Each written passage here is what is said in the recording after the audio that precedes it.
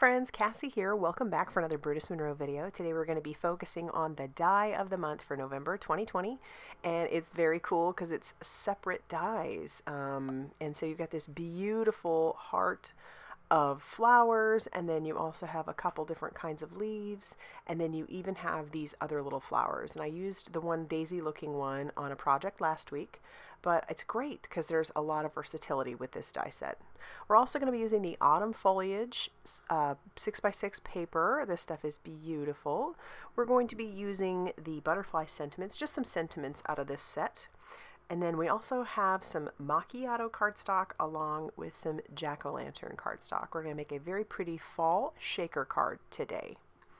So I've got my patterned paper, and I'm going to cut this down to be 4 inches by 5 1/4 so that it'll be a little bit smaller than an A2 size card front. I'm going to give it a border. That's what my Macchiato cardstock is for. That and the die itself, we're going to use that. I was just testing this out because what I'm going to do is make a shaker with this. So we'll cut this piece down to be 4 1/4 inches by 5 1/2 inches, so it will fit perfectly across the front of an A2 size card. I'm going to take this and try to center it up a little bit, and then we're going to run this through our die cutting machine. I'm not actually going to be using the die cut itself. I just need the negative piece, if that makes sense. So you'll see. So we'll run this through our die cutting machine, and then I'll poke all the little extra pieces out of our die cut. And I'm going to save this for another card because it's really pretty and very intricate. And then I ran it through on my Macchiato cardstock. I didn't center it because I don't care, because I'm actually going to have to cut that out. But we are saving the Macchiato die cut piece. We're going to get all the little pieces out of that. We're going to use that inside of our pattern paper negative piece. So here I am. I'm going to cut out the center of this because I just need a border around that pattern paper. So all I'm doing is just cutting out the inside. It's not even very even, and that's okay. It doesn't have to be because no one's going to see that bit. They're just going to see the edges. So I'll just get what I didn't get cut off, and then we'll take that piece and we can discard that. I have a piece of acetate, and the acetate just has its little backer piece with it right now, but I've cut that down to be that 4 inches by 5 1/4, so it'll fit perfectly behind our pattern paper. And I'm just going to use some 1/8 inch score tape all around the outside of this. That will adhere our acetate to the front of it. I use actually transparency paper, transparency sheets. They can't be embossed on, but I get them in bulk, and they're just fantastic for making shakers with. So I'll peel off all the release paper on that 1/8 inch score tape, take my acetate, and stick that down. I will, I didn't put it down straight, so I'm going to have to cut off a little bit of the excess. All right, now what I need to do is, see, and this is what that piece is for, just to give it a little bit of a border. So now I'm just going to cut the chunk that was going to show through out. Again, that looks like a nightmare behind there, but that's okay.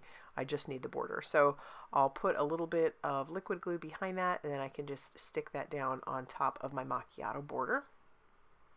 And then I'll also take my Macchiato die cut, and I'll put a little bit of liquid glue behind there. I'm not going too crazy because I don't want this to seep out a whole lot. And it, you know, it's going to stick. You just need to have it in a few areas that might be prominent that could potentially come up. But once it's in there, it's nice and snug, so you don't have to do a lot of glue. I probably even put too much on there. It's just, you just don't need a lot. So I'll put that all over that background, and then I'll stick it right inside like a little puzzle piece. And take a look at how gorgeous that is when you put it next to that jack-o'-lantern cardstock. That jack-o'-lantern cardstock I cut down to 5 1/2 inches by 8 1/2 inches, so that's going to be our card base. I'll score it at 4 1/4 inches, and it'll be all ready to go. And then I'm going to take foam tape, just one, I don't double it up, it's just one layer of Brutus Monroe foam tape, and I'm putting that behind there, and that doesn't look real pretty either, because I've just been all wonky with it, but that doesn't matter. You're not going to see it, and I'll peel off all the release paper, and then I'm going to take some of the Prism Sequins, and I'll just put those inside. And then I'll take another piece of acetate and stick that down. That's just, if you've watched me at all, you know I do that. And then it just looks so pretty in there. This nice little low profile shaker. So here we are, scoring it at 4 1/4 inches. It'll be a top folding A2 size card.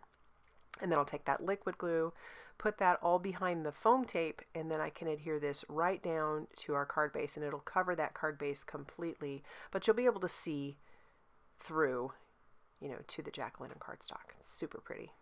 Love those fall colors. I considered taking my die cut and putting it inside the one that I did with pattern paper, but I don't think Miles liked it, so I changed my mind.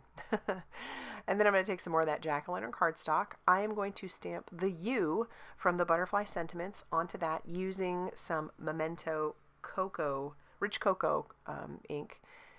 And I'll stamp that a couple times because I want to make sure that that is stamped very crisply.